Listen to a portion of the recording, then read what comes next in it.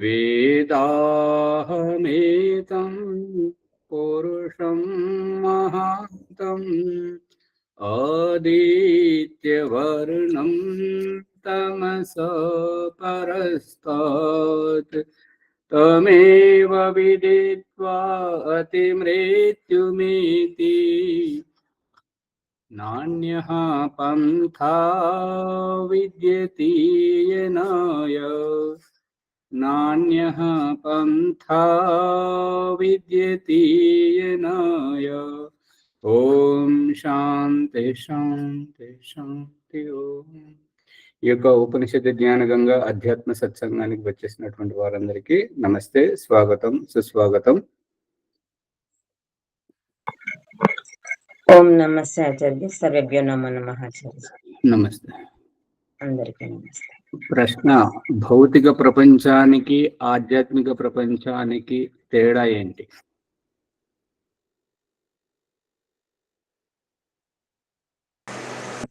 భౌతికం కనపడుతుంది, ఆధ్యాత్మికం కనపడుతుంది. అనుభవంతో తెలుసుకోవాలి. ఇంకా మాచారి, భౌతిక ప్రపంచము అంటే కళ్ళకు కనబడుతున్నది, ఆధ్యాత్మిక ప్రపంచము అంటే కళ్ళకు కనబడనిది. ఇంకా అమ్మగారు చెప్పారు ఇంతవరకు. ఇంకా భౌతిక ప్రపంచంలో అనేక కోరికలు ఉంటాయి, ఇంకా భౌతికమైన కోరికలు. ఇంకా ఇంకొంచెం ముందుకు. భౌతిక ప్రపంచంలో అందరు కనబడుతున్నారు, ఆత్మీయంగా అంతర్ముఖంగా ఉంటాడు. ఓ మాచాజీ, భౌతిక ప్రపంచాన్ని మనము ఎప్పుడంటప్పుడు దర్శించగలుగుతాము, కానీ ఆధ్యాత్మిక ప్రపంచాన్ని మాత్రం అదర్శనంలో ఉంటుంది. శ్యామలయ్య గారు, భౌతిక ప్రపంచంలో ఆచారి అందరు కనబడుతున్నారు, కళ్ళతోటి చూస్తున్నాం, మాట్లాడగలుగుతున్నాం. ఆధ్యాత్మిక ప్రపంచంలో ఆత్మ, పరమాత్మ, దైవము, భగవంతుడు అది మనకు కనబడకుండా ఆధ్యాత్మిక ప్రపంచంలో గర్భగుడి వచ్చారు, కళ్ళు తెరవండి అంతే. ఆధ్యాత్మిక ప్రపంచంలో ఆనందంగా ఉంటాడు. ఇంకా విజయదుర్గమ్మ గారు. నమస్తే ఆచార్య. నమస్తే. భౌతిక ప్రపంచం సుఖభోగాలతో కూడుకుని కనిపిస్తూ ఉంటుంది. ఆధ్యాత్మిక ప్రపంచం సూక్ష్మతరంగా ఉండి చాలా కష్టతరంగా ఉంటుంది స్వామి. విజయలక్ష్మి చెప్పండి. భౌతిక ప్రపంచము అంతా కనబడుతుంది, మనం దాన్ని బోధిస్తున్నాం. ఎవరు? ఆత్మ. కానీ కనపడినటువంటి పరమాత్మ, జీవాత్మ, ప్రకృతి ద్వారా మనం బోధిస్తున్నాము ఆత్మలను, కానీ అది కనపడదు, చేయిస్తుంది. ఎవరు? పరమాత్మ చేసేది జీవాత్మ, చేయించి ఆయన ద్వారా ఆత్మ మనకు శక్తినిస్తుంది. ఇప్పుడు ఎవరు? పరమాత్మ ఇస్తున్నాడు. అంటే భౌతికం కనబడుతుంది, ఆధ్యాత్మికం వ్యాఖ్యానం అనవసరం. భౌతిక ప్రపంచంలో ప్రపంచం కనబడుతుంది, ఆధ్యాత్మిక ప్రపంచం కనబడదు. భౌతిక స్థూలము, ఆధ్యాత్మిక సూక్ష్మము. ఇంకా భౌతిక ప్రపంచంలో దుఃఖాలతో నిండి ఉంటుంది, ఆధ్యాత్మికము ఆనందంగా ఉంటుంది. ఇంకా కొద్దిగా చివరి పొర కొంచెమే ఉన్నది. ఇక నాది కాని దాన్ని నాది అని పట్టుకొని అనాదిగా ఉన్నటువంటి దాన్ని నాది అని పాకులాడుతూ ఉండేటటువంటిది భౌతికంగా ఉండేటటువంటిది. ఇది కాదు, ఉన్నది శాశ్వతము, ఇదంతా కూడా భోగభాగ్యాలు 3 రోజులు అనేటటువంటిది ఈ యొక్క ఆధ్యాత్మికంగా ఉండేటటువంటిది. ఈ ఆధ్యాత్మిక ప్రపంచానికి భౌతిక ప్రపంచానికి వ్యత్యాసము. బాలరాజు గారు చెప్పండి. ప్రశ్న ఏంటంటే భౌతిక ప్రపంచానికి ఆధ్యాత్మిక ప్రపంచానికి తేడా ఏంటి? భగవంతుడు సూక్ష్మ రూపుడు, భగవంతుని యొక్క ఆధీనం విడిచిపెట్టి మనసు ఎంట పరిగెడుతూ ఆ మనసే, ఆ కోరికలే ఒక నిర్ధారణమైన అని ఆలోచించి ఈ కనబడని వస్తువుని విడిచిపెట్టి కనబడదాని వెంట పోవడం వల్ల ఈ మనసు వెంట పరిగెడుతూ మన యొక్క జీవితాలని అగోమయం చేసుకోవడమే ఇది. రాజమణమ్మ గారు, ప్రభాకర్ గారు చెప్పండి. తన్మయత్వ భావంలో కలిగిన మౌడమే ఆధ్యాత్మికం ఆచార్య. అనేక జన్మలకు కారణమవుతుంది. ఆ, భౌతిక ప్రపంచం అనేక జన్మలకు కారణమవుతుంది. ఆధ్యాత్మిక ప్రపంచంలో మోక్షానికి దారి లభిస్తుంది. వినండి, దగ్గరికి వచ్చారు, కొంచెమే ఉంది. రాజమణమ్మ గారు చెప్పండి. ఆచార్య నమస్తే, అందరికీ నమస్తే. ఆధ్యాత్మిక విషయాలలో ఆనందము సుఖము ఉంటుంది ఆలోచిస్తే, భౌతికంగా భోగభాగ్యాలతో సుఖం ఉండదు ఆచార్య, ఆనందం ఉండదు. ఓం ఆచార్య. ఇప్పుడు భోగ సరే, భాగ్యాలు ఇప్పుడు అనుభవించినప్పుడే మనకు దుఃఖం కలుగుతుంది. ఉండండి, త్యాగం ఉండండి. చేసినప్పుడు ఆధ్యాత్మికంగా మనం సుఖపడతాం, ఆనందంగా ఉంటాం. ఓం ఓం ఓం.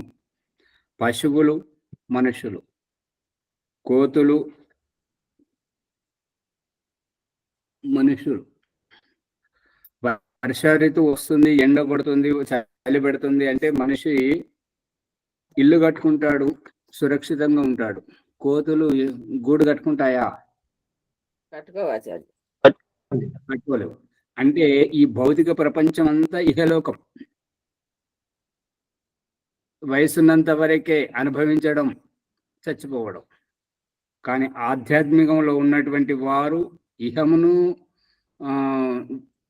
ఇహమును గడుపుతూ పరలోకాన్ని సిద్ధింపజేసుకుంటున్నారు. వర్షం వచ్చినప్పుడే దాహం వేసినప్పుడే బావి తవ్వుకునేవారు కాదు. దాహం వేస్తుందని చెప్పేసి ముందే బోర్ వేసుకోవడం, బావి తవ్వుకోవడం, ఇల్లు చలి పెడుతుంది, ఎండ కొడుతుంది, ఎండలు కొడతాయి, వానలు కొడతాయి, చలి పెడుతుందని ఇల్లు కట్టుకోవడం అని ముందే దూరదృష్టితో ఉండేటువంటి వారు ఆధ్యాత్మికం. వారికి చావుకు భయం ఉండదు. ఇహలోకంలో ఉండేటువంటి వారికి, ఈ భోగభాగ్యాలను అనుభవిస్తూ ఉండేటువంటి వారికి చావు కోసం ఎదురు చూస్తూ చావు రాగానే చచ్చిపోతారు. అప్పుడే ఏం చేయాలో తెలియదు కాబట్టి వాళ్ళు బిక్కుమంటూ చేస్తారు. చనిపోయే వాళ్ళని చూసుకుంటూ వీళ్ళు బోరుమని ఏడుస్తుంటారు. ఇంకా వెలగలేదా? అర్థమవుతుందా లేదా? ఈ ఆధ్యాత్మికంలో ఉండేవారు పరమును సిద్ధింపజేసుకుంటున్నారు. విజయదుర్గమ్మ గారు, ఆధ్యాత్మికం కష్టము కాదు, పట్టుకునే వరకే కష్టం, పట్టుబడ్డ తర్వాత కష్టం ఏమి ఉండదు. ఈ ఓం ప్రకాష్ విషయం కూడా ఏంటంటే సహజంగా అందరి మనోభావాలు. పట్టుబడదు, ఏం చెప్తాడో ఏమో తెలియదు, అది అన్ని ఉల్టా ఉంటాయి. కానీ అది అర్థమైతే మాత్రం వదలరు. అది అందుకని ఈ ఆధ్యాత్మికం అనేటువంటిది మనల్ని తరింపజేసేటువంటిది. అక్కడ ముందు జాగ్రత్త, ఏది చీకు చింత లేకుండా నిర్భయంగా, ఆనందంగా, సంతోషంగా ఉండేటువంటిది. ఇక మన ప్రసంగంలోకి వెళితే, బృహదారణ్యకోపనిషత్తు 3వ అధ్యాయం 1వ బ్రాహ్మణం ఈ యొక్క చివరి దశలో ఉన్నాం.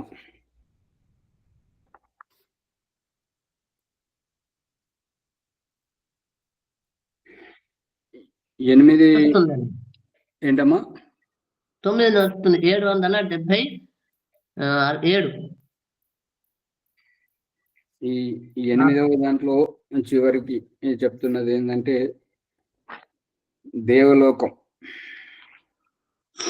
దేవలోకం, పితృలోకం, ఇవన్నీ ఏ రకంగానైతే హుత ఉజ్వలతి ఆహుతించినటువంటిది సమిద అగ్ని సంయోగంలో మండుతూ ఉంటుంటుందో, హోమద్రవ్యం అగ్ని సంయోగానికి చేరి మండుతూ ఉంటుంటుందో, ఆ విధంగా భగవంతుని ఈ యొక్క సాన్నిధ్యానికి చేరుకోవడానికి ఈ ఆధ్యాత్మిక క్షేత్రంలోకి వచ్చినటువంటి వారు ఎప్పుడూ ఉద్బుద్ధమైనటువంటి ఆలోచనలతో ఉంటుంటారు. ఇదంటే ఏంటిది, ఓహో దీని అభిప్రాయం ఇదా, దీని వెనుక రహస్యం ఇంత గూఢంగా ఉందా అనేటువంటిది. అర్థమవుతుందా లేదా? అవుతుందా అర్థమవుతుంది ఆచార్య. మరి అలాగేనా, లేదంటే మీ దగ్గర ఇంకేమైనా వేరే ఉన్నదా? లేదా ఆచార్య, మీరు చెప్తున్నా కొద్ది ఇంకా తెలుసుకోవాలనే, ఇంకా ముందుకు వెళ్ళాలనే ఉంటుంది ఆచార్య. అదే అనేటువంటి కుతూహలం. అదే తెలుసుకోవాలి దీని వెనుక ఇంత, ఓహో ఇది ఇలాగా ఇది ఇలాగా అని చెప్పేసి ఉద్బుద్ధం అవ్వడం అంటారు దాన్ని. అది జిజ్ఞాసాపరులు అవ్వడమా? అది జిజ్ఞాసలను శాంతింపజేయడం, శాంతం అవ్వడం, ఊహించని దాన్ని పట్టుకోవడం, ఆ ఆనందంలో తన్మయత్వంతో ఉండడం. మీకు ఇది ఒక పరిస్థితి ఏంటంటే, ఆధానం చేసిన అగ్ని మీద సమిధాదానం చేసేటువంటి వారు ఈ రహస్యాన్ని పట్టుకోవట్లేదు. అప్పుడే పుట్టినటువంటి శిశువుకు పాలు ఎలా తాగాలో తెలియదు, తల్లి మాత్రమే నోట్లో పెట్టి తాగిస్తుంటుంటది. ఆ విధంగానే ఆధానం చేసిన అగ్ని మీద సమిధాదానంగా సమిధను పట్టుకొని నేతిలో ముంచిన భాగము అగ్ని సంయోగంలోకి రావాలి. ఆ వేడికి ఈ సమిధకు ఉన్నటువంటి నెయ్యి కరిగిపోయి అది మండడానికి ఉపయోగపడుతుంది. అర్థమవుతుందా?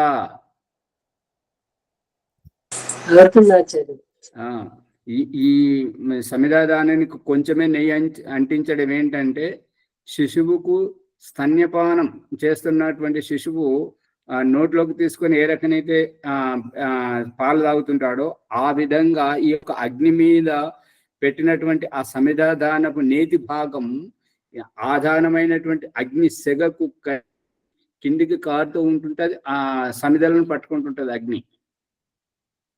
అందుకని నేతిలో ముంచి యజ్ఞకుండంలో ఎక్కడో వేయకూడదు, ఎక్కడో వేస్తే అది అజ్ఞానం అవుతుంటది. ఎప్పుడైతే ఆదానం చేసిన పుల్లల మీద, ఆదానం చేసిన అగ్ని మీద చిన్న చిన్న పుల్లలు పెట్టి మనం సమిధాదానం చేసేటప్పుడు నేతిలో ముంచిన భాగాన్ని ఆ పుల్లల మీద అగ్ని పైన పెడితే ఆ సెగకు కారి ఆ పుల్లలు తడుస్తాయి, పైనుంచి తడుస్తూ ఉంటుంటాయి, కింద నుంచి అగ్ని మంట పెడుతుంటుంటది, రగిలిస్తుంటుంటది. దీనిని ఉద్బుద్ధం అవ్వడం. మనమంతా ఇప్పుడు ఆధ్యాత్మిక సత్సంగానికి వచ్చేసి ఇక్కడ చెప్పేటువంటి విషయాలతోటి మనం ఉత్సుకతగా ఈ యొక్క వింటూ ఉంటుంటే, ఆసక్తికరంగా వింటూ ఉంటుంటే, తెలుసుకుంటూ ఉంటుంటే మనలో జ్ఞానోదయం కలుగుతుంటది. ఓహో ఇది ఈ రహస్యమా, ఇది ఇలా ఉంటుందా, ఇలా ఉంటుందా, ఇది ఉద్బుద్ధం అవ్వడం. అందుకే మంత్రం కూడా అక్కడ చెప్పబడుతుంది ఏంటంటే, ఉద్బుద్ధ్యస్వాగ్నే ప్రతిజాగృహి త్వమి ఇష్టాపూర్తే సంసృజేతామయంచ అస్మిన్ సదస్తే అధ్యుత్తరస్మిన్ విశ్వే దేవా యజమానశ్చ శీలత.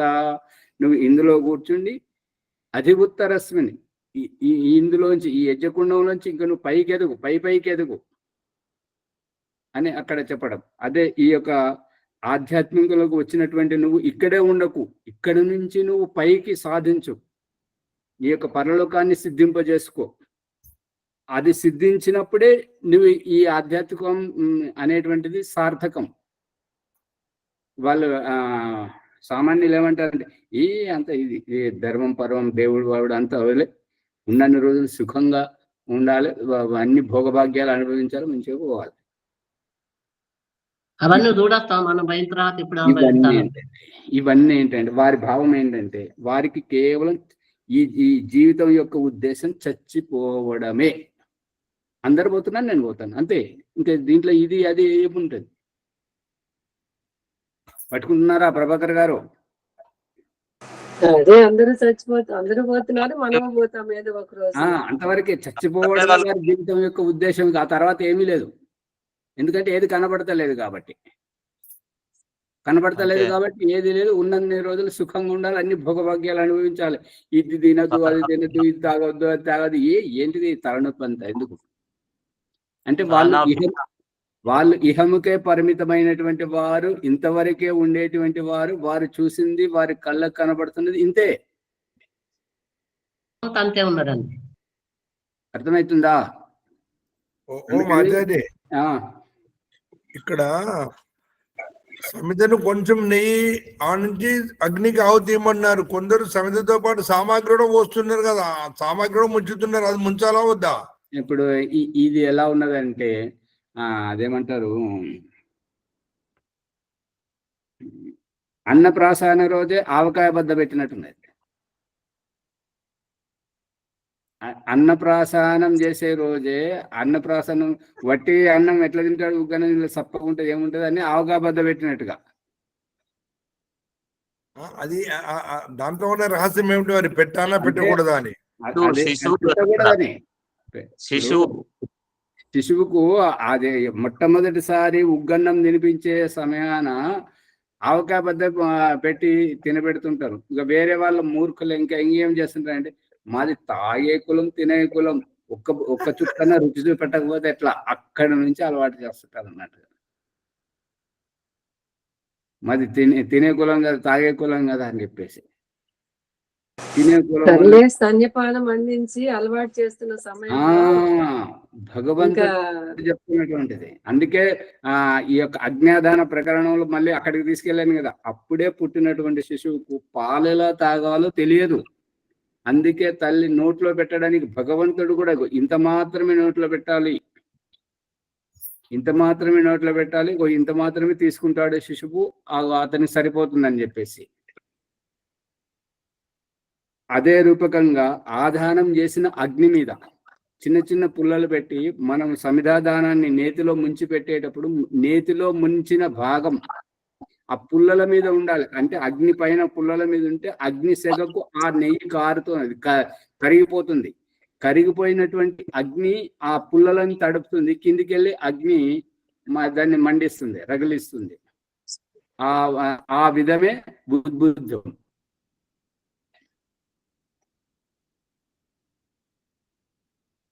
ఇంకా వెలగట్లేదా?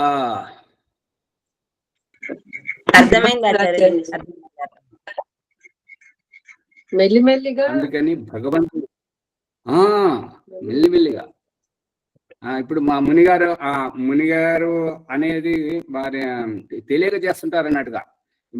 మొట్టమొదటి ఏం చేస్తుంటారంటే ఖాళీ యజ్ఞకుండంలో సామాగ్రి పోస్తుంటారు. వారు చెప్పిన ప్రకారంగా సామాగ్రి పోసి ఆ సామాగ్రి పైన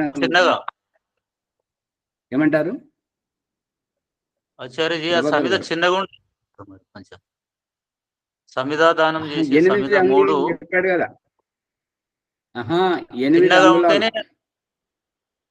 చిన్నగా ఉండాల్సి వస్తుంది మిగతా వాటి. అవును.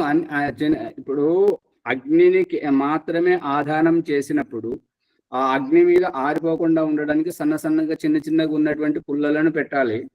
పెట్టిన తర్వాత సమిధాదానంగా 3 సమిధలు ఏవైతే ఆధానం చేస్తుంటామో ఆ సమిధ ఒక్కొక్కటి నేతిలో ముంచుకుంటూ అగ్నిలో ఆధానం చేస్తుంటాము. ఆ ఆధానం చేసిన నెయ్యి భాగం ఒకరు ఈ కొనకు చేస్తుంటారు, ఒకరు ఆ కొనకు చేస్తుంటారు, ఎక్కడో పడేస్తున్నారు. ఇక్కడ మా ఆశ్రమంలో అమ్మగారు ఉన్నారు, దాయిని అమ్మగారు. వారు అది ఎప్పుడు చెప్పాలంటే ప్రసంగానుసారంగా చెప్పాలి. ఎందుకంటే వారిని చూడాలి, వారి తమాషా చూస్తేనే అప్పుడు అర్థమవుతుంది. మనం వెంటనే చెప్తే వారు పట్టుకోరు. వారి లోతుగా వారికి అర్థం కావాలి అంటే వారికి ప్రకరణానుసారంగా చెప్తే అర్థమవుతుంటది. ఊరికే చెప్తే ఏది అర్థం కాదు, ఎక్కడో పడేస్తారు. ఒకటి ఈ మూలకు పడుతుంది, ఒకటి ఆ మూలకు పడేస్తుంటారు. దాన్ని సవరించాలి. ఈ 3 సమిధలు చిన్న సైజులో చిన్నగా ఉండాల్సి వస్తుంది ఆచార్య. అట్లాంటి చిన్న సైజులో కాదు, చివరి వరకు పోతుంది. అది నేతి భాగము పూర్తిగా యజ్ఞకుండంకు తగిలేటట్లు వెళ్ళిపోతుంది.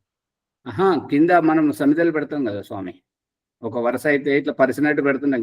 అక్కడ చూపిస్తున్నాడు కదా, బ్రాహ్మణ క్షత్రియ వైశ్యుల ఇంటి నుంచి అగ్నిని తీసుకొచ్చి, అంటే ఆ శిశువుని తీసుకొచ్చి ఇక్కడ మన ఇంటిలో ప్రసవించిన తర్వాత తొట్టెల్లో వేసేటప్పుడు ఆ పొత్తి బట్టలు వేస్తుంటారు కదా, తొట్టెల్లో ఊయల్లో వేస్తుంటారు కదా, బట్టలు వేసి వేస్తుంటారా లేదంటే ఊరికనే వేస్తుంటారా? బట్టలు వేయాలి. చిన్న చిన్న శిశువుకు ఇబ్బంది కలగకూడదు, అందు గురించి ఈ యొక్క బట్టలు వేయడం. అదే రకంగా అగ్ని ఆధారంగా ఉండేటువంటిది సమిధలతోటే.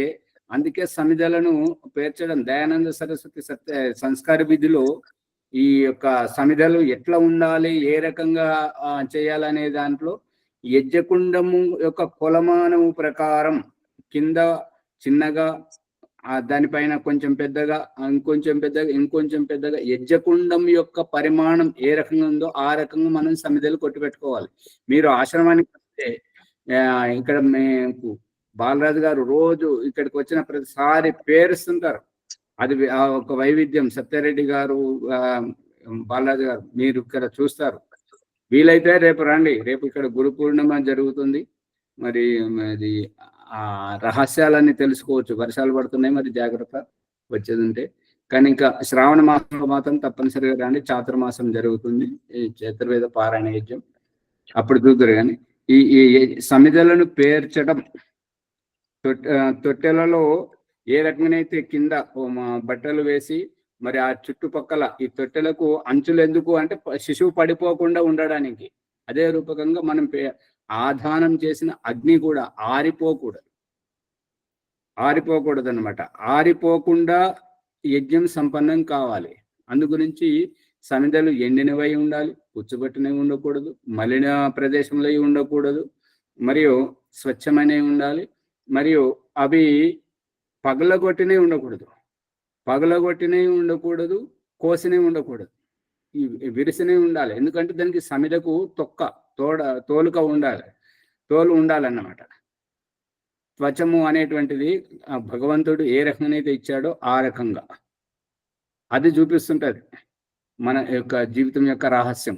ఆ తోలుతోటి ఉన్నటువంటి సమిధ పాము కుబుసం విడిస్తే ఏ రకంగానైతే ఈడుస్తుంటుంటుందో, మన యొక్క ఆధ్యాత్మిక క్షేత్రంలో ఉన్నటువంటి వారికి దేహం నుండి దేహం వెళ్ళిపోయిన తర్వాత ఆ యొక్క పైపు గొట్టం ఎట్లయితే ఉంటుంటుందో ఈ దేహం ఆ మాదిరిగా ఉంటుంటుంది అనేది ఆ సమిధ మనకు చూపిస్తుంటది. గమనించారా? గమనించాము ఆచార్య. కానీ అలాంటి సమిధలు ఎక్కడ దొరుకుతాయి ఆచార్య? దొరికాయి కదా ఆచార్య, అట్లా మీరు అన్నట్టు. మీరు ఎక్కడైనా చెట్లు ఉంటే చెట్టు దగ్గర తెచ్చుకుంటే ఉంటాయండి. అది అన్ని సమిధలు పెట్టాం కదా ఆచార్య. మనం పెట్టేది రాగి, మేడి అమ్మగారు ఏ సమిధ అయినా సరే అన్నిటికీ అది ఆ రకంగా అవుతుంటది. ఇక్కడ ఈ యొక్క ధ్యాన మందిరం సిద్ధం అయిన తర్వాత ఇక్కడ క్యాంపులు పెట్టడం జరుగుతుంది. అక్కడ ఈ రహస్యాలన్నీ కళ్ళకు కట్టినట్టుగా ప్రత్యక్షంగా చూపిస్తాం. చూడండి అప్పుడు. ఇవి మనం తెలుసుకోవాల్సినవి చాలా ఉన్నాయి, తెలిసినవి చాలా కొంచెమే. అందుగురించి తెలియనప్పుడు అయితే పైన అది ఉంచే పనే లేదు. చిన్న సమయంలో తీసేసి పెట్టేవాళ్ళం అన్నమాట. ఇప్పుడు తెలుస్తుంది కాబట్టి దాన్ని అనుసరించడానికి అవకాశం. ఇంకొకటి రహస్యం, జాగ్రత్తగా వినండి. వస్త్రాలతోటి ఉండడం బాగుంటుందా, వస్త్రాలు లేకుండా ఉండడం బాగుంటుందా? వస్త్రాలతోటి ఉంటేనే బాగుంటుంది, అలంకరణతోనే బాగుంటుంది. ఈ సమిధ యొక్క రహస్యం అదే. తోలుతో ఉన్నది ఉండాలి, తోలుతో ఉన్నదే సంఇధ. ఇక తోలు లేనటువంటి దానిని ఇంధనం అంటారు. ఇంధనం మండేటువంటిది కేవలం. సమిధ అంటే మంచిగా మండేటువంటిది, మనకు ఆధ్యాత్మిక ఉపదేశం చేసేటువంటిది, తొక్కతో ఉన్నటువంటిది, ఈ బొటన వేలు దొడ్డుతోటి ఉన్నటువంటివి ఇవి ఏర్పాటు చేసుకోవాలి. అప్పుడే ఈ యొక్క ఉజ్వలం ఉద్బుద్ధం అవ్వడం. అందుకే శిశువును సైతం తొట్టెల్లో వేసి మదాలస పాడుతుంటదంటే, శుద్ధోసి బుద్ధోసి నిరంజనోసి సంసార సంపర్క పరివర్జితోసి అని ఈ రకంగా ఆ శిశువును ఉద్బుద్ధం చేసేటువంటిది. కానీ ఇప్పుడు పడతారు ఏంటంటే అది ఏం పడతారు, జోలపాటలు కూడా రావట దేవుడా వీరికి. ఎట్లా పోస్తారు?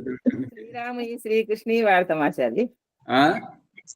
శ్రీరాముని గురించి శ్రీకృష్ణుని గురించి పాటలు పాడతాం, లాలి పాటలు.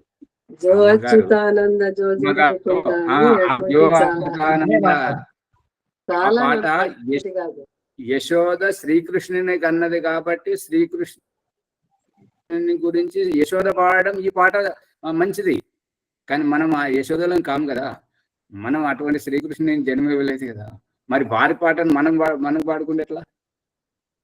మన బిడ్డ గురించి మదాలాస పాడింది, అది అందరికీ వర్తిస్తుంది. ఆ తొట్టెలు లేసి ఆ పసిగుడ్డు ఆ స్థితి నుంచి శుద్ధోసి బుద్ధోసి నిరంజనోసి సంసార సంపర్క పరివర్జితోసి ఈ గేయం పూర్తిగా వస్తుంటది, చాలా అద్భుతంగా ఉంటుంటది అన్నట్టుగా. అట్లా పాడి తన సంతానాన్ని మరి పెట్టండి గ్రూప్ లో, మేము నేర్చుకుంటాం ఆచార్యజీ. ప్రింట్ తీసి అది పెట్టుకుంటాం. ఇప్పుడు వచ్చే పుస్తకాలలో అన్నిట్లలో వస్తున్నాయి, చాలా అద్భుతంగా ఉంటుంటది పిల్లలకు.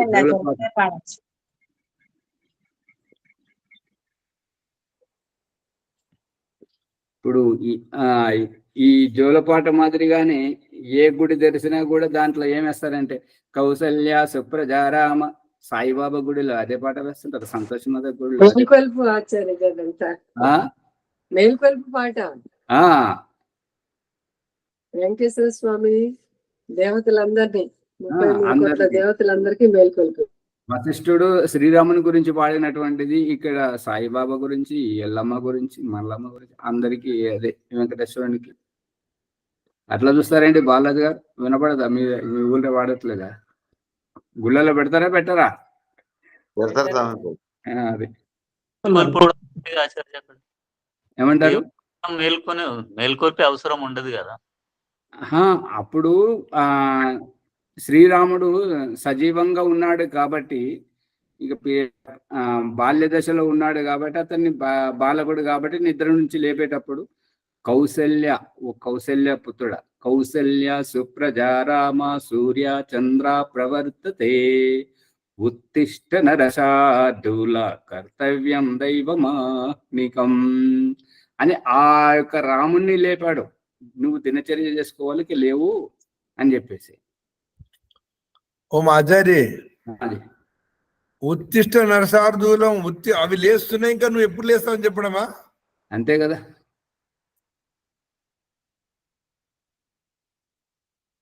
ఓకే.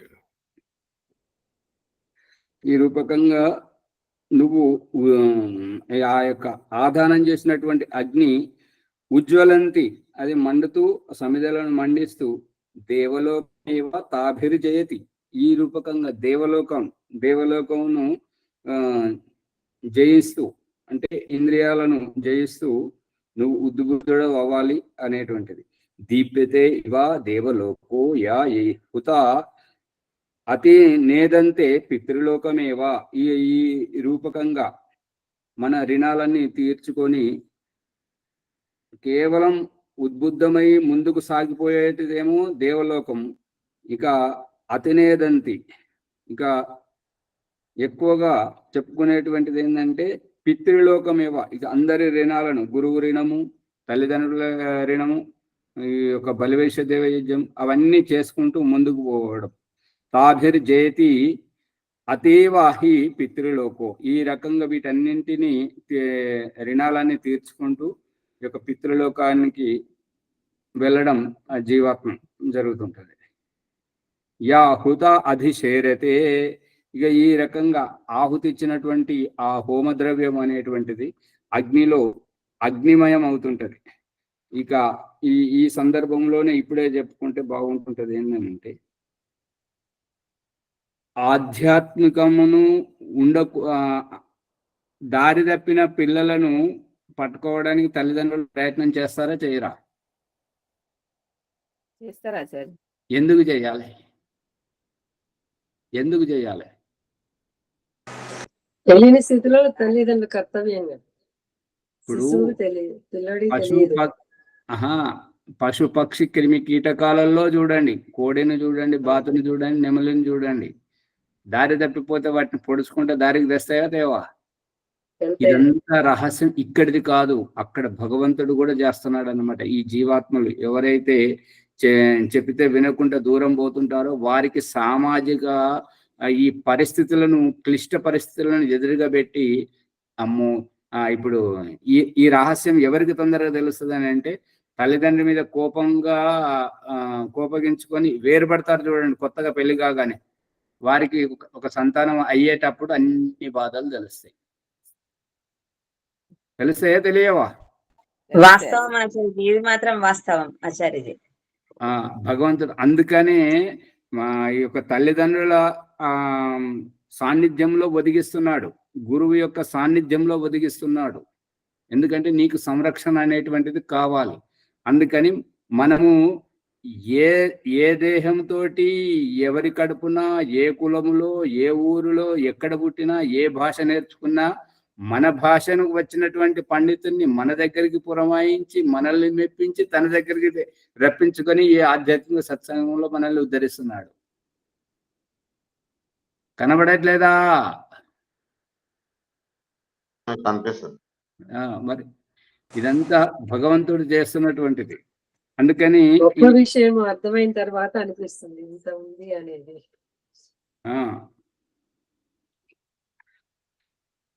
అందుకని ఈ ప్రసంగం ఎందుకు వచ్చింది అని అంటే, అగ్నిని చేరినటువంటి సమిధ, అగ్నిని చేరే కంటే ముందు దాన్ని మనం చేతిలో పట్టుకుంటాం, దురద పెడితే కూడా ఇట్లా గోక్కోగలుగుతుంటాం. కానీ అగ్నిని చేరిన తర్వాత ఆ సమిధ అగ్నిమయంగా మారినప్పుడు ఇక దాన్ని మనం ముట్టుకోలేం, భయపడతాం, అమ్మో అగ్ని కాలుస్తుంది. కనబడుతుందా? ఆధ్యాత్మికంలోకి వచ్చే కంటే ముందు ఉన్నటువంటి వ్యక్తులను ఆధ్యాత్మికంలోకి వచ్చి ఒక వ్రత దీక్షలో ఉన్నప్పుడు, ఒక సాధన చేస్తున్నప్పుడు, వారు తినే భోజనం చూసిన తర్వాత వారింటికి రావాలంటే సాధారణలు భయపడుతుంటారు, వారితో పాటు ఉండాలన్నా భయపడుతుంటారు. ఇదంతా జరుగుతుందా లేదా? జరుగుతుంది ఆచార్యజీ, జరుగుతుంది. మరి ఉదాహరణకు మేమే ఆచార్యజీ మీ దగ్గరకు రాకముందు ఒకలాగున్నా, మీ దగ్గరకు వచ్చిన దాకా చాలా మార్పులు వచ్చినాయి ఆచార్యజీ. అదే ఈ ఓం ప్రకాశం వదిలిపెట్టి, ఓం ప్రకాశ్ కాదు, భగవంతుడిని తెలుసుకోవాలి, అతన్ని చేయాలి. మధ్యలో ఈ ఓం ప్రకాశ్ ప్రత్యక్షంగా అనిపించేది మీ రూపంలో పంపించాడు ఆచార్య భగవంతుడు, మాకు జ్ఞానోదయం చేయడానికి మీ రూపంలో పంపించాడు. సరే. అందుకని ఈ మనుష్యులను దేవతలుగా చేసేది ఇదే. దివ్యత్వం ఎట్లా వస్తుంటది అని అంటే, గురువు సంయోగంలో మనుషులకు వస్తుంటది, అగ్ని సంయోగంలో ఆ యొక్క హోమద్రవ్యానికి వస్తుంటది. మునిగారు మీరు అడిగిన దానికి పూర్తి సమాధానం ఏంటంటే, ఈ యొక్క సామగ్రి ఎప్పుడు పడుతుంటది అని అంటే, ఉదయించిన సూర్యుని కారణంగా ఈ యొక్క మొలకెత్తేటువంటి మొలకల్లో ఆకులు వస్తుంటాయి సూర్యరశ్మి సంయోగంలో. అంటే సూర్యుడు ఉదయించాలి కదా. ఈ అగ్నిహోత్రం ప్రారంభమయ్యేటువంటిది సూర్యుడు ఉదయించే కంటే ముందే. సమిధాదానము, జలప్రసేచనం వరకు, ఆఘారవాద్య భాగావతి వరకు ఈ ఉషా కిరణాలలోనే అయిపోవాలి, మసక చీకటిలో. ఆ తర్వాత సూర్యుడు ఉదయించే మొట్టమొదటి కిరణం యజమానుని యొక్క లలాటం యొక్క బ్రికిటికి వచ్చేటువంటి స్థితిలో అప్పుడు సూర్యోజ్యోతి జ్యోతి సూర్య స్వాహ. సూర్యోదయ సమయానికి, సూర్యాస్తమయ సమయానికి అవునా అప్పుడు సామగ్రి. అంటే ఎప్పుడైతే సూర్యుని యొక్క సూర్యరశ్మి సంయోగంతో ఈ యొక్క మొలకెత్తే మొలకల్లో ఆకులు తడుగుతూ ఉంటుంటాయో అప్పుడు ఈ సూర్యజ్యోతి జ్యోతి సూర్యతోటే సామగ్రి ఆహుతి అగ్ని సంయోగానికి వెళ్ళాలి. కానీ ఎప్పుడు పడితే అప్పుడు వేస్తున్నామంటే అది అజ్ఞానం, తెలియక. అదే ఈ సమిధలకు నెయ్యి ఊసి, నెయ్యి అంటే సామగ్రిలో అందించడం తప్ప అన్నమాట. అది అంతే కదా. అనేది ఇప్పుడు అర్థమవుతుంది కదండి. మనం ఒట్టి నేతిలో ముంచే పెడతాం కదా మునిజీ, 3 సమిధలు నేతిలో ముంచే పెడతాం. ఇప్పుడు మా మునిగారు అన్నదానికి సమాధానం ఇప్పుడు సరిగ్గా వారికి పట్టుకుంటారు. భగవంతుడేమో నేరుగా అమ్మ స్తన్యపానం చేయించడం శిశువుకు. ఇక మునిగారు అడిగిన దానికి సమాధానం ఏంటంటే, అన్నప్రాసన రోజే ఆవకాయ బద్ద పెట్టడం.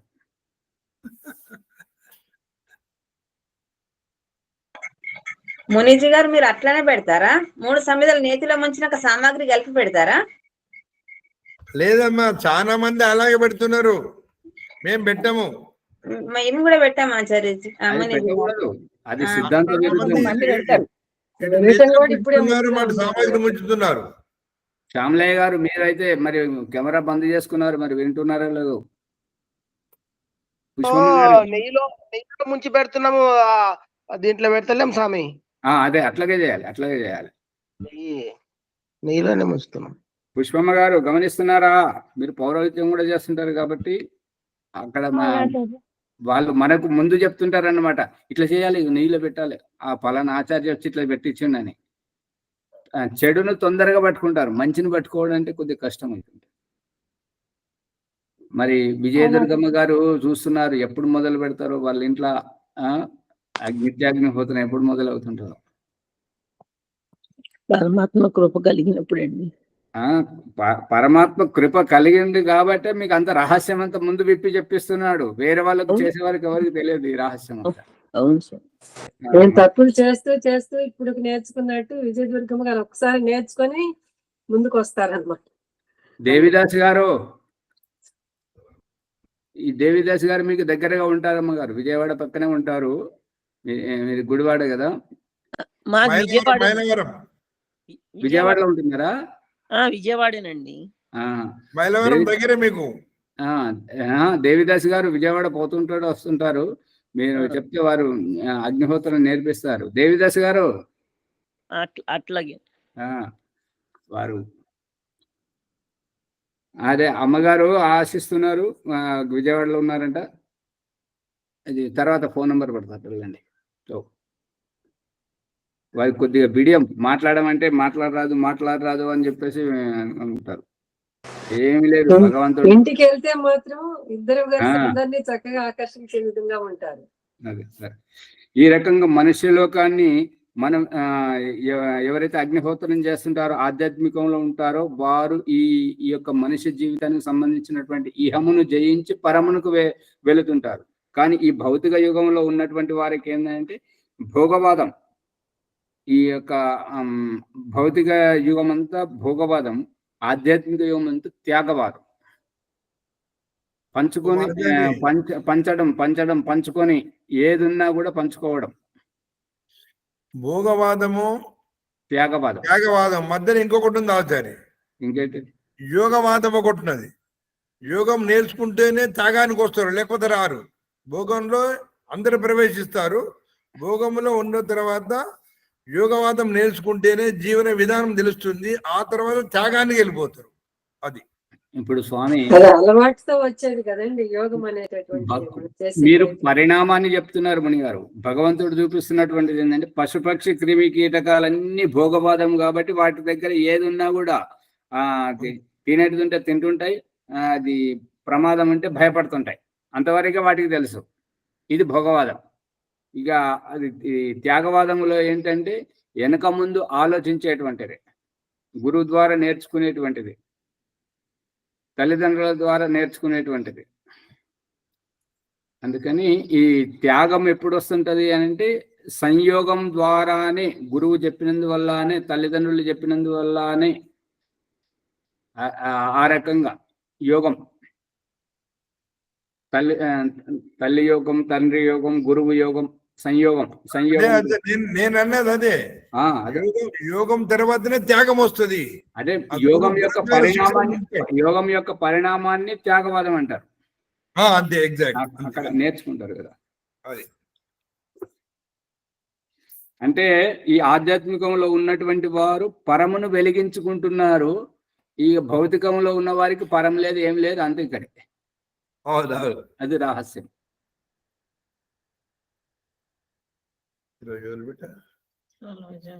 ఈ మనుష్యలోక ఈ రకంగా మనుష్యలోకం యొక్క ఉద్ధరణ జరుగుతుంది. ఈ యొక్క ప్రకరణం సమయం చాలా అయిపోయింది కదా ముని గారు. ఎట్లా గడిచిపోతుందో తెలియట్లేదు సమయం. ఒక గేయం పాడండి. 8 వరకు పూర్తయింది, రేపు 9 అవుతుంది ప్రారంభం. ఓం ఆచార్యజీ. దయామయ దేవ అనే పాట, దుష్కర్మల నుండి మనం దూరంగా ఉంచా, ఆ పాట పాడచ్చా? పాడండి. ఇది ప్రసంగం కాదు. ఓం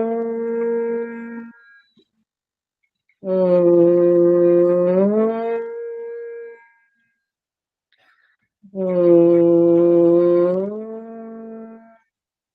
నమస్తే ఆచార్యజీ.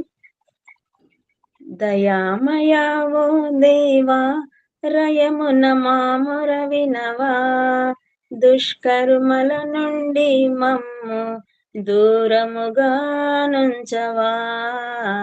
దయామయా ఓ దేవా రయమున మాముర వినవా, దుష్కర్మల నుండి మమ్ము దూరముగా నుంచవా. సువర్ణమును ఎటు అగ్నిలో శుభ్రపరిచి వేయునో, మలినము నుండి దానిని ఎలా వేరు చేయునో. సువర్ణమును అగ్ని ఎటులా శుభ్రపరచి వేయునో, మలినముల నుండి దానిని ఎలా వేరు చేయునో. అటువలనే దురితముల నుండి మము విడదీయుము దేవా, దుష్కర్మల నుండి మమ్ము దూరముగా నుంచవా. దయామయా ఓ దేవా రయమున మాముర వినవా, దుష్కర్మల నుండి మమ్ము దూరముగా నుంచవా. పాపమైన పుణ్యమైన ఎవరేది చేసినా, ఆ కర్మ ఫలితము నీయా నీ ధర్మమయ్యున్నదిగా.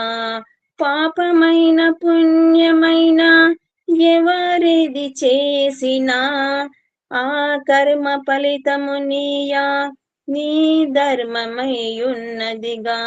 నీ ధర్మము నీవు చేసి మమ్ము సవరించుము దేవా, దుష్కర్మల నుండి మమ్ము దూరముగా నుంచవా. దయామయా ఓ దేవా రయమున మాముర వినవా, దుష్కర్మల నుండి మమ్ము దూరముగా ఉంచవా. కాశీ గయా తిరుపతులు వివిధ తీర్థయాత్రలు చేసి ఫలితమేమి మేము చెరిగిపోదు పాపము. కాశీ గయా తిరుపతులు వివిధ తీర్థయాత్రలు చేసి ఫలితమేమి మేము చెరిగిపోదు పాపము. ఈ గంగను మునిగినను తొలగనిది కదా దేవా, దుష్కర్మల నుండి మమ్ము దూరముగా నుంచవా. దయామయా ఓ దేవా రయమున మాముర వినవా, దుష్కర్మల నుండి మమ్ము దూరముగా నుంచవా. పరమేశ్వరా నీవెప్పుడు పాపమును క్షమించవు, పాప ఫలమనుభవించనిదే ఎవరినైనా వదలవు. పరమేశ్వర నీవెప్పుడు పాపమును క్షమించవు, పాప ఫలితం అనుభవించనిదే ఎవరినైనా వదలవు. ధర్మ ప్రభుడవు దేవా కరుణామయుడవు దేవా, దుష్కర్మల నుండి మమ్ము దూరముగా నుంచవా. దయామయా ఓ దేవా రయమున మాముర వినవా, దుష్కర్మల నుండి మమ్ము దూరముగా నుంచవా. ఇంతవరకు చేసిన మా పాతకాలకు ఏ శిక్ష నీవిచ్చినను ఎదురాడి కాదనను. ఇంతవరకు చేసిన మా పాతకాలకు ఏ శిక్ష నీవిచ్చినను ఎదురాడి కాదనను. బాధ ఎంత కలిగినను భరించెదము దేవా, బాధ ఎంత కలిగినను భరించెదము దేవా, దుష్కర్మల నుండి మమ్ము దూరముగా నుంచవా. దయామయా ఓ దేవా రయమున మాముర వినవా, దుష్కర్మల నుండి మమ్ము దూరముగా నుంచవా దయామయావో దేవా. ధన్యవాదములు ఆచార్యజీ. ఎలా వచ్చిందో తెలియదు ఆచార్యజీ. చాలా బాగుందండి. ధన్యవాదములేమా భాగ్యలక్ష్మి గారికి, చక్కని పాట వినిపించారు. తర్వాత ఆచార్య ఓంపర్ గారి ధన్యవాదములు. ఈరోజు ప్రవచనం లోపల భౌతికము అభౌతికము, భౌతికవాదము, తర్వాత ఆధ్యాత్మికవాదము. ఆ భౌతికవాద ఆధ్యాత్మిక భావం తెలుసుకున్న తర్వాతనే మనుషుల్లో చాలా మార్పు వస్తుంది. తర్వాత అగ్నిహోత్రం చేస్తూ, అగ్నిహోత్రము ఎవరైతే నిత్య అగ్నిహోత్రులు అవుతారో వారు భౌతికంలో ఉంటూ ఆధ్యాత్మికంలో అడుగులు వేస్తున్నారని తెలుసుకోవాలి. అగ్నిహోత్ర రహస్యాన్ని కూడా చెప్తూ చక్కగా అనేక రహస్యాలు చెప్పారు. వారికి ధన్యవాదములు. అనంతరము విజయలక్ష్మి గారు ఈరోజు వైదిక సంధ్యోపాధ్యాయ చెప్పి సబ్స్క్రైబ్ చేయండి.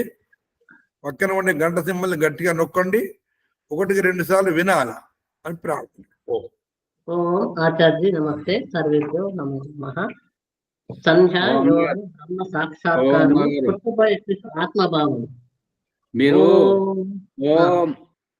మీరు గట్టిగా శ్వాస తీసుకోండి, భయపడకండి, తొందరపడకండి, నెమ్మదిగా జయించండి, ఆతృత ప్రశాంతంగా జయించండి. రీసౌండ్ వస్తుంది ఆచార్యజీ, ఆమెది రీసౌండ్ వస్తుంది అమ్మగారు. మనం మైక్ ఆన్ చేస్తే వస్తుంది. మీరు చెప్పండి అమ్మా, మీది కాదు తప్పు, మా మైక్ ఆన్. సంధ్య యోగ బ్రహ్మ సాక్షాత్కారం పుట్టబోయే శిశు ఆత్మభావము. ఓం అమృతో ఉపస్తరణమసి సాహ. ఓ అమృత స్వరూప, నా కోసం ఉపస్తరణంగా పరుచుకున్నావా స్వామి, ధన్యుడను. ఓం అమృతాభిధానమసి సాహ. ఓ అమృత స్వరూప, నా ఆత్మరక్షణకై ఆకాశ దుప్పటిపై ఆవరించావా స్వామి, ధన్యుడను. ఓం సత్యం యశః శ్రీర్మై శ్రేహి శ్రేయతాం స్వాహ. ఓ పరమేశ్వర, సత్యం, యశస్సు, ధనైశ్వర్యాలు, బుద్ధి నన్ను ఆశ్రయించి నాలో ఉండునుగాక. ఆచమన మంత్రం. గర్భంలో ఊపిరితో పాటు శిశువు యొక్క ఆకలి దప్పికలు అమ్మ చూసుకునేది. ఇప్పుడు గర్భం నుండి బయటకు వచ్చాక అమ్మతో కలిపిన ఆ పేగు బంధాన్ని సైతము తెంచనేనందున శిశు అభ్యర్థన. ఓం శన్నో దేవీరభిస్తయ ఆపో భవంతు పీతయే శమ్యోరభిస్రవంతు నః. యజుర్వేద 36:3. ఓ దివ్య స్వరూప, ఇష్టపూర్వకంగా సేవించ యోగ్య జన శ్రావములను నాకు అందుబాటులో స్రవింప చేయుము స్వామి. తథాస్తు. అదిగో అమ్మ దగ్గరికి వెళ్ళి కమ్మని స్థలపానము చేయుము. అంగస్పర్శనము. భావ వ్యక్తీకరణ కారణంగా మనుష్య జన్మ తర్వాత ఈ ప్రకరణ సందర్భం సహేతుకం. జీవాత్మ, ఓ పరమేశ్వర, నాకు తల్లిదండ్రులను మరియు ఆత్మీయుల సాన్నిధ్యపు పునర్జన్మను ప్రసాదించుము. ఈశ్వర ఉవాచ. తథాస్తు. స్వర్గ సుఖాన్ని ఏవగించి అసంతృప్తితో పోతున్నావు. ఆ జర మరణ అసంతృప్తి దుఃఖ జన్మలలో ఒంటరిగా ఉండలేవు. కాబట్టి ఈ ఇంద్రియాల కాలక్షేపం నీకు ఊరట కల్పించును కాక. ఓం వాక్ వాక్. ఏదైనా మాట్లాడాలి, చెప్పాలని మాట్లాడే వరకు, చెప్పే వరకు అసంతృప్తి, ఉద్విగ్నత. మాట్లాడిన తర్వాత, చెప్పిన తర్వాత ఒక సంతృప్తికర ప్రశాంతత. ముఖం త్విస్తే యజుర్వేదము 20/5. భక్ష అని వివేక బుద్ధి అభీష్ట పదార్థ సేవనలో జీవహింస, అనారోగ్యము, మృత్యు దుఃఖం, మార్గం అసంతృప్తి దశ మరియు వివేక బుద్ధి పూర్వక మోక్షానంద మార్గం స్వయం నియంత్రణలు, అహింస, ఆరోగ్యము, దీర్ఘాయువు, ప్రదాయక పదార్థ సేవనమే సంతృప్తికర జీవితము. ఓం ప్రాణ. పీల్చుకున్న శ్వాసను వదలాలని, వదిలిన తర్వాత ఊపిరి పీల్చాలనే వ్యాకులత అసంతృప్తి. తదుపరి శ్వాసను పీల్చుకున్న నిర్మలత, పీల్చుకున్న ఊపిరిని వదిలిన తృప్తి. ఓం చక్షు చక్షు. ఇదేంటి అదేంటి, ఇందులో ఏముంది అందులో ఏముందని ప్రతిదీ చూడాలని ఆతృత అసంతృప్తి జీవితం. సూచన తర్వాత ఒక తృప్తికర శాంతి. ఓం శ్రోత్రం శ్రోత్రం. ఇది ఇంద్రియత్రయం విన్న తర్వాత అసంతృప్తి ఒక తృప్తి. ఓం నాభి. నాభిర్మే చిత్త విజ్ఞానం. యజుర్వేదము 20/9. అపరాబుద్ధి పరాప్త బుద్ధి జన్మకు భౌతికంగా నన్ను ఒకవైపు దిగదారుస్తూ ఉంటే, మరొక వైపు మానవ జన్మలోని సందర్భోచిత పూజ, జప, ఉపాసన, ధ్యానం పేరుతో పూజారి, ధర్మోపదేశక, యోగాచార్యుల రాయభారం ద్వారా నన్ను మెప్పించి నీ చెంతకు రప్పించి కోవడం చూస్తే మాటలు రావట్లేదు స్వామి. హృదయం ఓం హృదయం. సముద్రతే హృదయం. అప్సంత సంత్వ విశంతు. ఓషధీరుతాప. యజుర్వేదం 20/19. పరాని జాతుల హృదయ అంతఃకరణంలో కొలువై ఉచిత అనుచితాల పరోత్సాహ భయాలను హెచ్చరిక అమోఘం స్వామి. ఓం కంఠ. ఓ అంగస్ అసం గురి వాక్ష శోరేని. యజుర్వేదం. మణిహారం వలె అలంకృత 2 కంఠము గల దిగువ స్థానం. శరీరావయముల ఆవాగమన మరియు భావ వ్యక్తీకరణ స్పందన గమనార్హము. ఓం శిరః మూర్ధానమస్య సంశీవ్యాద్వర హృదయం చత్ మస్తిష్క దుర్జః పైరయత్వమానో అది శీర్షత. అధరవేదం. ఈ నిర్మల హృదయం గుండా అతుకుల మస్తిష్కం కంటే పైకి వాయువును ఎక్కించు. శిరోదేవ కోశ సముద్దిత తత్ప్రాణో అధిరక్షతి శిరో అన్నమతో మనః. అధరవేదము 12:27. శిరస్సు దేవ నిలయం, పరాణంతో రక్షిస్తుంది. ఆ స్ఫూర్తి మనసు జీవితం యొక్క జీవితం. ఓం బాహుభ్యాం యశోబలం. బాహుమే బలమింద్రియం. యజుర్వేదము 20/7. బాహుభుజములు బలవర్ధకంగా ఉండును కాక. ఓం కరతల కర పృష్ఠే మోదాహ ప్రమోద అంగుళీరం కాని మిత్రమే సహ. యజుర్వేదం 20/6. అసౌమే కర్మ వీర్యం. యజుర్వేదం 20/7. కరచరణాల రేళ్ల హర్షోత్సాహ ప్రకృష్టానంద యోగ సహనము. అలాంటి చేతుల్లోనే నా కర్మల పురుషార్థము నిహితమై ఉన్నది. ఆత్మ సాక్షాత్కారము జీవాత్మ ప్రార్థన. ఓం మార్జన మంత్రం. ఓం భోః పునాతు శిరసి. ఓం భవః పునాతు నేత్రయోః.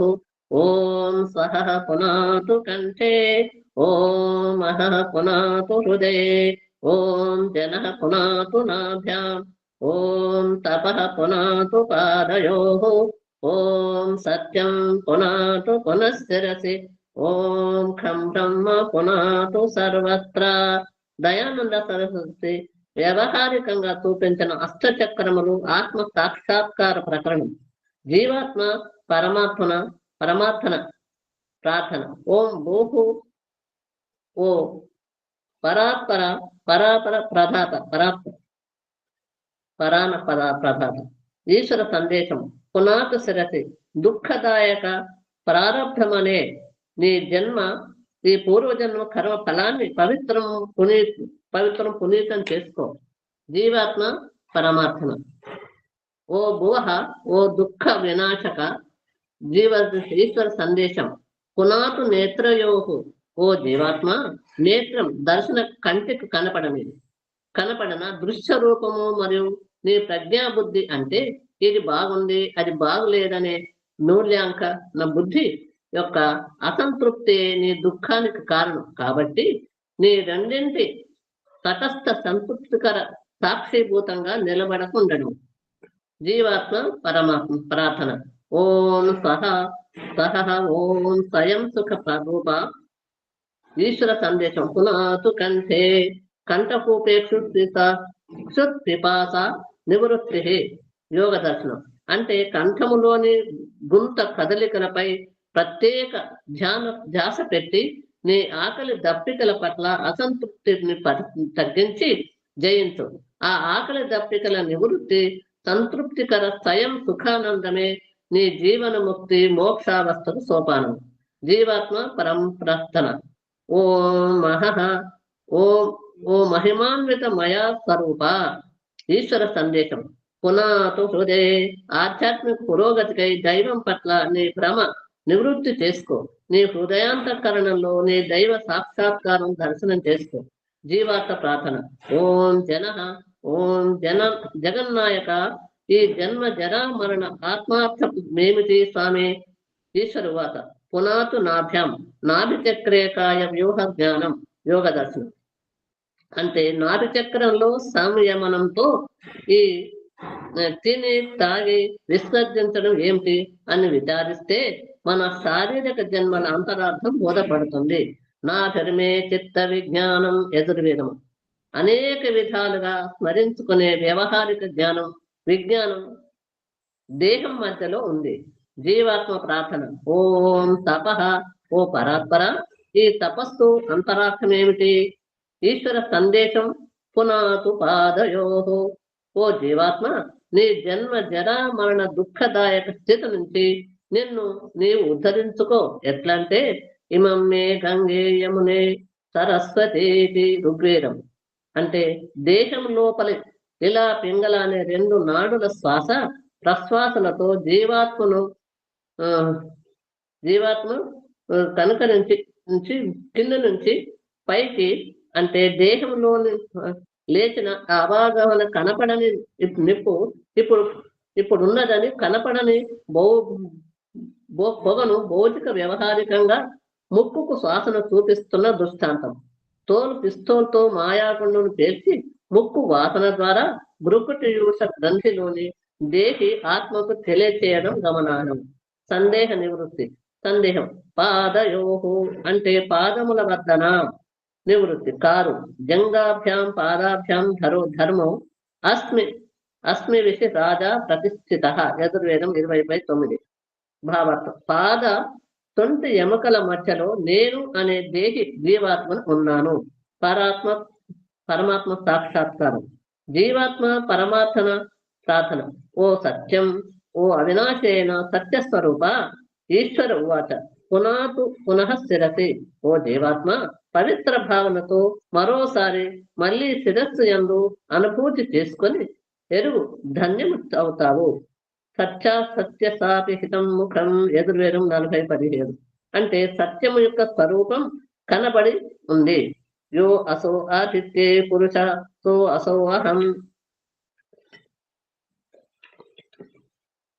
యజుర్వేదము అంటే ఆ సూర్యునిలో తెల్లగా కనిపిస్తున్న ప్రకాశ స్వరూపుడవు నేను.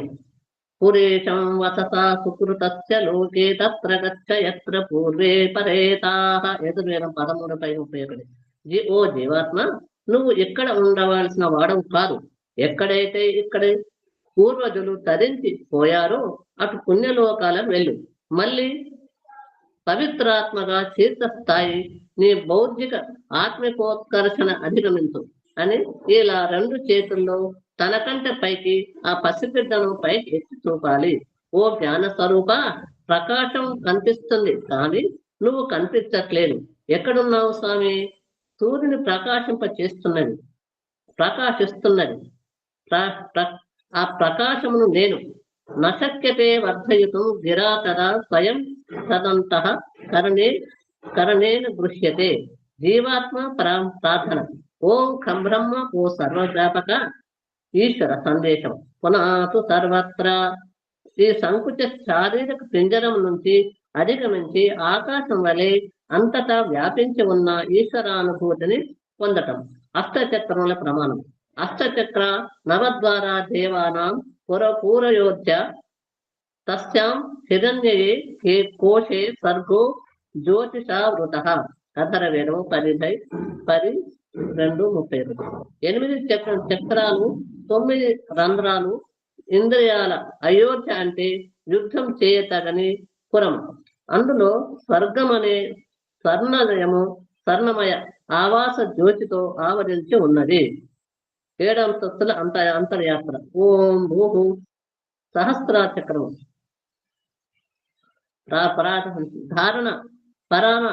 ధారణ జీవనం పోసుకోవడం. ఓం భువః అష్టచక్ర ఆజ్ఞాచక్రము. త్యాగభావంతో దుఃఖ విముక్తి పొందటం. ఓం సహః విశుద్ధి చక్రము. అనాసక్త ఆత్మసుఖ స్వరూపావస్థ. ఓం మహః అనాథహత చక్రము. పరధ్యాన తన్మయత్వ పరాత్మ భావము. ఓం జనః మణిపూర చక్రము. అమృతస్య నాభి అధర్వవేదము. ప్రసవంలో శిశువు తెచ్చుకున్న పేగుబంధం వలె ఆ పరమాత్మతో ఈ ఆధ్యాత్మిక సాధన జీవాత్మకు గల అవినాభావ సంబంధమని ఈ జాని పరాదుర్భావ జనన నాభి యొక్క అభిప్రాయం. ఓం తపః స్వాధిష్టాన చక్రము. దేహంకు కింది వైపు నుండి కనపడని ఆత్మను పైకి పొగను వ్యవహారికంగా చూపటం. అంటే తోలు పిస్తోల్తో మాయగుండును పేల్చి ముక్కుకు వాసన దేహి ఆత్మకు తెలియచేయడము గమనార్హము. ఈ దృష్టాంతాన్ని గృహస్థ జీవితంలో 2 చేతులతో చంటి పిల్లల్ని ఎత్తుకోజేసి చూపటం గమనార్హము. ఓం సత్యం మూలాధార చక్రం. సత్యం జ్ఞానం అనంత బ్రహ్మ. తైత్రీయోపనిషత్తు. జ్ఞానం సత్యం బ్రహ్మ అనంతము. శరీరరహిత ముక్త జీవాత్మ బ్రహ్మ పరమాత్మలో ఉంటుంది.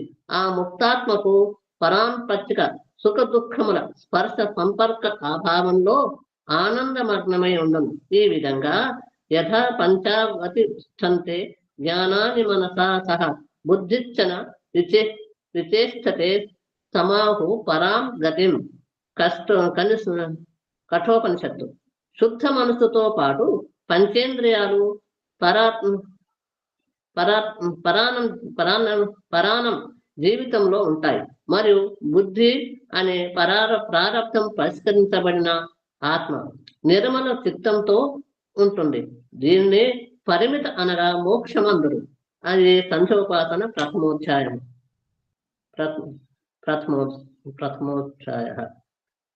అథ సంధ్యోపాసనది ద్వితీయోధ్యాస. నిన్ను ప్రారంభించిన సంధ్యోపాసన సఫలమైన వారు ఉపర్యుక్త పురుషార్థంలో తరించిపోయారు. కాబట్టి ఈ అఘమర్షణ పాప నివృత్తి తాపత్రయం వారిది కాదు. అందులో అసఫలమై ఇక మీదట సఫలం కావాలని వారి తహతల్లాటం. మరియు ఎప్పుడో వెళ్ళిన వారి తే బ్రహ్మలోకే పరాంతకాలే పరామృతాత్ పరిముచ్యంతి సర్వే. ముండకోపనిషత్తు. బ్రహ్మానందాన్ని ఉపయోగించి మహాకల్పము తర్వాత పునః ముక్తి సుఖాన్ని ఏవగించి పునరాగమనం అఘమర్షణ మంత్రం. 10వ మండలము 19వ సూక్తం. అంటే ఋగ్వేదము చివరి సందేశం. జీవితంలో తప్పు చేసేవారు దుఃఖ జన్మ ప్రవృత్తి దోషమిథ్య అజ్ఞానములతో అసంతృప్తితో దిగజారి భౌతిక స్థలం నుండి దిగజారటం. దుఃఖ నివృత్తిని బట్టి పాప వృత్తిని, స్వార్థ సుఖాన్ని బట్టి కుతంత్రాలు. ఆధ్యాత్మిక జ్ఞానంలో అధపతనము.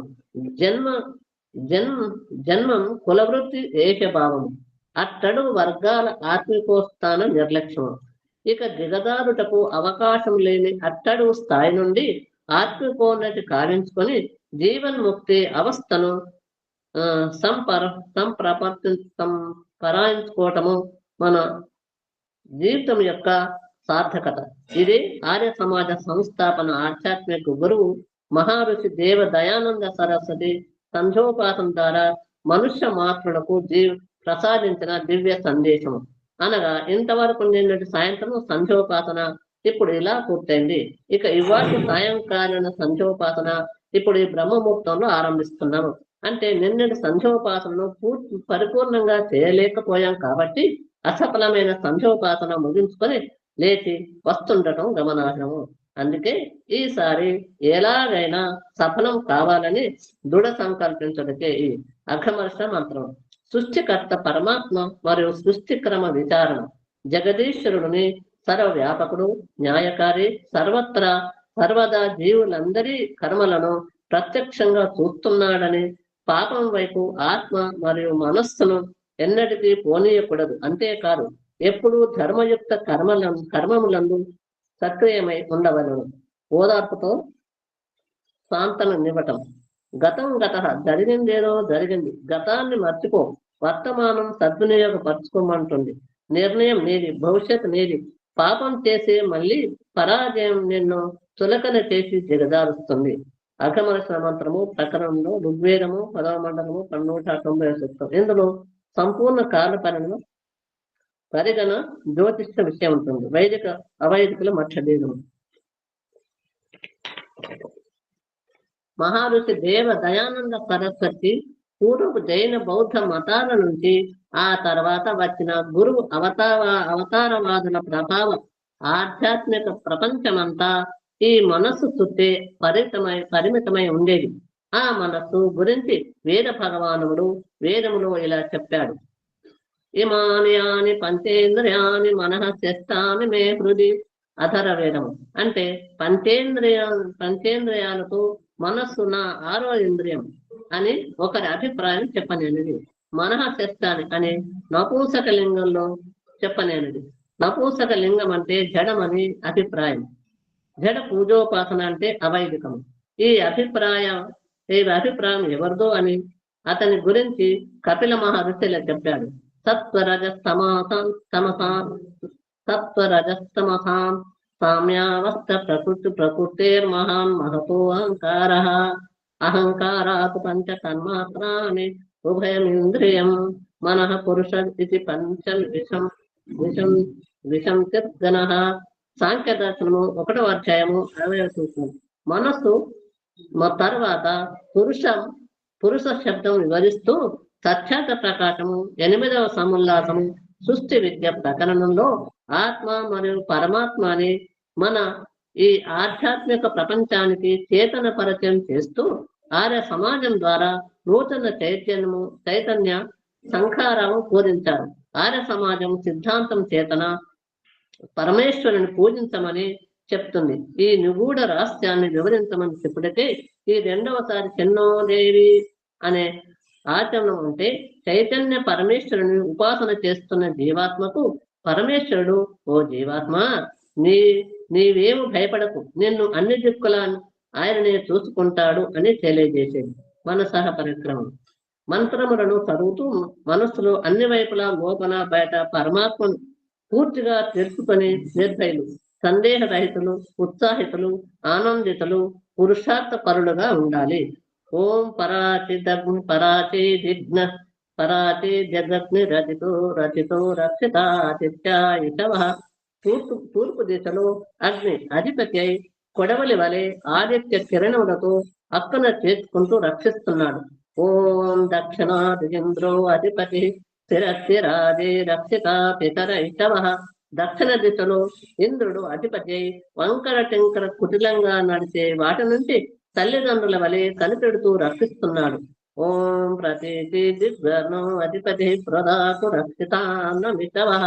పడమర దిశలో వరుణుడు అధిపతి ఆహార ధాన్యాలలో పొట్టతో పాకుతుండే పురుగులను ఆశ్రయింపచేసి అవి అన్నము నిరపరాధ జీవనాధారమని తెలుపుతూ అన్నదాతను రక్షిస్తున్నాడు.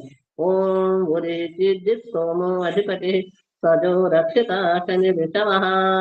ఉత్తర దిశలో సోమం అధిపతి అయి స్వయం పుట్టుకొచ్చే క్రిమి కీటకాల పట్ల శరాఘత విద్యుత్ మెరుపుతో పంటలను సత్యశ్యామలం చేస్తూ రక్షిస్తున్నాడు. ఓం ధ్రువాదిష్ణు అధిపతి కల్మాచ గ్రేవో రక్షిత వీహృదైషవ. క్రింది దశలో విష్ణు అధిపతి భూగర్భ విషయ కాలుష్యాన్ని వృక్షములతో నిర్వీర్యం కావిస్తూ రక్షిస్తున్నాడు. ఓం ఊర్ధ్వాదిక్ బృహస్పతి రథపతి రక్షితో ఆదిత్యాయిషవ. పై దిశలో బృహస్పతి అధిపతి అయి చర్మంపై తెల్ల బొల్లి వంటి కుష్ఠు వ్యాధిని వర్షం నీటితో నయం చేసి రక్షిస్తున్నాడు. ఓం వేద మతాంతరాల పరమాణిక అభిప్రాయమే వైదిక ఆర్య సమాజము. ఇంతవరకు మనసా పరిక్రమ ప్రకరణం సమాప్తము. ఉపస్థాన మంత్రం ప్రకరణం. పరమాత్మ ఉపస్థానం అంటే నాకు అత్యంత సమీపంలో పరమాత్మ ఉన్నాడు. ఓం జాత వేదతే సునవామ సోమ మరాతీయతో నిదహాతి వేద సనః పరషదతి దుర్గాని విశ్వానావేవ సింధు దురితాగ్ని. ఋగ్వేదము 1:99/1. ఉత్పన్నమైన మానవులందరి చేత ఎరగబడు ఓ పరమేశ్వర, మా సర్వస్వం సమర్పిస్తున్నాము. లోభంతో ఎవరేని త్యాగం చేయజాలని ధనమును నిశ్చితంగా నశింప చేయమని ఎరుగుదుము. ఓ అగ్ని ప్రకాశ స్వరూప, ఎలాగైతే భయంకర అరల మధ్య ఒక కుశరుడు నావికుడు అవలీలగా గమ్యం చేర్చినట్లే నీవు మా దుఃఖ దౌర్మన్యాసాలను పరిష్కరించి తరింప చేస్తున్నావు. ఓం చిత్రం దేవానాముదగారనేకం చక్షురం యత్రస్య వర్ణస్య ఆగ్నేః ప్రాచావా పృథివీ అంతరిక్షం సూర్య ఆత్మ జగతస్తు సచ్చ. యజుర్వేదము 13:46. ఓ వరణీయ ప్రకాశ అగ్ని స్వరూప ఈశ్వర, ఇంద్రియవత్కర్షణతో కన్నులకు విందు విచిత్రమైన సకలాండ పిండ బ్రహ్మాండం యొక్క భూస్థానము భూమి మరియు అంతరిక్షానికి సూర్యుడు ఆత్మ మాదిరిగా జగత్తు అంతటిని స్థిరముగా ఉంచుతున్నాడు కాబట్టి సుస్థిరమై ఉన్నది. ఉద్బుద్ధ్య ఊజుత్యం జాత వేదసం దేవం వహంతి కేతవ దృశే విశ్వాయ సూర్యం. ఉదయించబోయేటి ఉత్పన్నమైన వారందరి చేత ఎదురబడుతున్న దివ్య స్వరూపుణ్ణి కిరణములు తీసుకొని పోతున్నాయి. ఈ విశ్వ బ్రహ్మాండీయ సూర్యుని దృశ్యాన్ని చూస్తుంది. ఉదయం ఓం ఉద్వయం తమసస్పరిసః పశ్చంత ఉత్తరం దేవం దేవత్ర సూర్యమగన్న జ్యోతిరుత్తమం. మనమంతా మన అజ్ఞాన విద్య, ఈ అవిద్య మూర్ఖత్వాన్ని ఏవగించి అన్ని విధాల పైకి లేచి తమ ఆత్మికోన్నతి వైపుకు చూసుకోవాలి. మన మొట్టమొదటి ఆధ్యాత్మిక ఆత్మిక పరేణదాయకుల నుండి నేటి వరకు అందరము ఈ ఉత్తమ జ్యోతి స్వరూప సూర్యుని దేవుని వద్దకే చేరుకుంటున్నాము. ఈ దినమంతా వ్యవహారికంగా సమయస్ఫూర్తితో 2వ ప్రకటన పూర్తయింది. ఈ దినమంతా వ్యవహారికంగా సమయస్ఫూర్తితో ఎంత చేసినా ఎక్కడో తప్పితం జరిగింది. అందుకే చేరుకోవాల్సిన చోటికి ఉత్తమ జ్యోతి స్వరూప సూర్యదేవుని వద్దకే చేరుకుంటున్నాము. ఈ దినమంతా వ్యవహారికంగా సమయస్ఫూర్తితో ఎంత చేసినా ఎక్కడో తప్పిదం జరిగింది. అందుకే చేరుకోవలసిన చోటికి చేరుకోలేకపోయాము. కాబట్టి సంధ్యోపాసన ముగించుకొని తిరిగి రావడము గమనార్హము. అందుకే ఈ అసఫల ప్రాయశ్చిత్త మంత్రం ప్రకరణం. ఓం తచ్చక్షురుదేవహితం పురస్తాచుక్రముచ్చర పశ్యేమ శరదశతం దేవేమ శరదశతం శృణయామ శరదశతం ప్రభ్రవామ శరదశతం అధేనాహ సామ శరదశతం భూయచ్చ శరదశతాత్. ఇక తప్పు చేయను, ఇంకొకసారి ఇవ్వమని ప్రార్థయ అతడు చక్షు మాదిరిగా జీవాత్మకు హితము చేయుటకు ముందు సంతరిస్తున్నాడు. గాయత్రి మంత్రం. ఓం భూర్భువః స్వః తత్సవితుర్వరేణ్యం భర్గో దేవస్య ధీమహి ధియో యో నః ప్రచోదయాత్. హే పరమేశ్వర, సచ్చిదానంద స్వరూప, నిత్య శుద్ధ బుద్ధ ముక్త స్వభావ, అజ నిరంజన నిరాకార సర్వవ్యాపక సర్వాంతర్యామిన్, నీ దివ్యము వరేణ్యమునైన శుద్ధ విజ్ఞాన స్వరూపమును మా హృదయమున ఎల్లవేళలా ధ్యానించుగాక. మాకు సద్బుద్ధినిచ్చి సత్కర్మలను ఆచరించినట్లు అనుగ్రహించుగాక. విద్య జ్ఞానాదులను పొంది పరమ సుఖముల పొందుదుముగాక. ఓం నమ శంభవాయ. ఏ పరమేశ్వర దయానిధి, నీ కృప వలన మేము చేసిన ఈ జప ఉపాసనాది కర్మముల మూలమున మాకు ధర్మార్థ కామ మోక్షములను వెంటనే సిద్ధించునుగాక. ఓం నమ శంభవాయ మయో భవాయ నమ శంకరాయ మయస్కరాయ నమ శివాయ శివతరాయ. ఓం శాంతి శాంతి శాంతి. ఓం శన్నో దేవీ రవిస్తయ ఆపో భవంతు పీతయే. క్షమ్యోరభిస్రవంతు నః. ఓం సంధ్యోపాసన శకము సమాప్తము. ఓం నమస్తే ఆచార్య, అందరికీ నమస్తే అండి. తప్పకుండా ఈ వైదిక సంధ్య మహర్షి అమ్మగారు ఇవాళ సఫలమయ్యారు. అమ్మగారు ఇవాళ సఫలమయ్యారు. మీరు రికార్డింగ్ పూర్తిగా వినండి.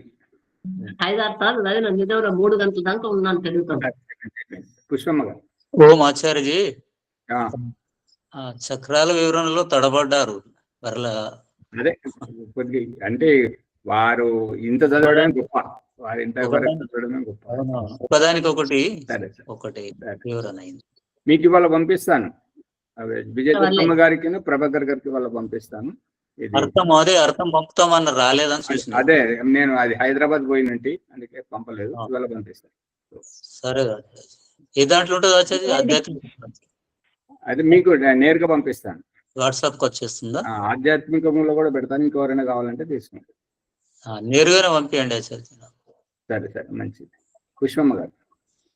ఈ వైదిక సంధ్య మహర్షి దయానంద సరస్వతి గారు చెప్పిన విధంగా చేయించినందుకు ధన్యవాదాలు అమ్మగారికి. ఇలాగే మీరందరూ కూడా మహర్షి దయానంద సరస్వతి గారి మార్గంలో నడిచి ఈ వైదిక సంధ్యలో ఎంత లోతైన అర్థం ఉందో తెలుసుకుంటారని కోరుతూ ఈ వీడియోని లైక్ చేయండి, షేర్ చేయండి, సబ్స్క్రైబ్ చేసుకోండి. అత శాంతి పాఠ. ఓం దేవ శాంతి అంతరిక్షం శాంతి పృథివీ శాంతి ఆపః శాంతి ఓషధయః శాంతి వనస్పతయః శాంతి విశ్వే దేవాః శాంతి బ్రహ్మ శాంతి సర్వం శాంతి శాంతిరేవ శాంతి సామా శాంతిరేధి. ఓం శాంతి శాంతి శాంతి. ఓం నమస్తే ఆచార్య. సర్వేభ్యో నమో నమః. ముందుగా మీకు ధన్యవాదాలు ఆచార్య. ఈ వైదిక సంధ్యలో ఎంత లోతైన అర్థం ఉందో మాకు తెలియజేశారు ఆచార్య. ధన్యవాదాలు. నమస్తే. ఆ సుప్రభాతము ఇప్పుడు మనకు బాగా అన్వయం అవుతుందండి. ఎందుకంటే ఉదయం పూట మేమందరం లేస్తున్నామని, ముఖ్యంగా నేనైతే మాత్రము ఆచార్యజీ ఎంతో ప్రోత్సాహం, అది వారు చెప్పే దాన్ని బట్టి నేను రాగలుగుతున్నాను. అందరికీ చాలా ఆనందదాయకమైనటువంటిది అనమాట. సత్యరెడ్డి గారు, శ్యామలయ్య గారు తీసుకోండి. శ్యామలయ్య గారు వెళ్ళిపోయారు. సరే, నేను పంపిస్తాను వారికి. ఇది ప్రింట్ అవుట్ తీసుకుంటే అందరికి ఉపయోగపడుతుంది. పుస్తకం వస్తుంది. మంచిది. ఓం నమస్తే ఆచార్య. సర్వేభ్యో నమః.